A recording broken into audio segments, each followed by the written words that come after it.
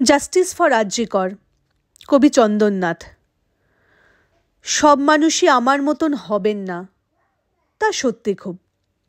ভাবনা সবার যে যার মতন হোক না, তাতে নেই ক্ষতি। কিন্তু যখন উথাল পাথাল ঝড় ওঠে, বান ঘর ভাঙে, ভিন্ন মতের ভিন্ন পথের সবারই হয় দুর্গতি। তখন সময় ঝঞ্ঝা রোখার, বন্যা রোখার একসাথে। ধসলে মাটি পায়ের নিচের, উল্লে ঝড়ে মাথার চাল। ভাববো নাকি কেমন করে পেরিয়ে যাব বিপর্যয়।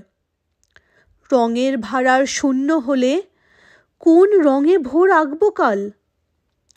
ডুবছি যখন সবাই মিলে অন্ধকারের আবর্তে, সেই তখনই দ্বন্দ্ব ভুলে তোমায় আমায় ভাবতে হয়। মতের অমিল আজ তোলা থাক, থাকুক যা যা মতান্তর। এই অবেলায় পথের মাঝে এখন কোনো বিরোধ নয়।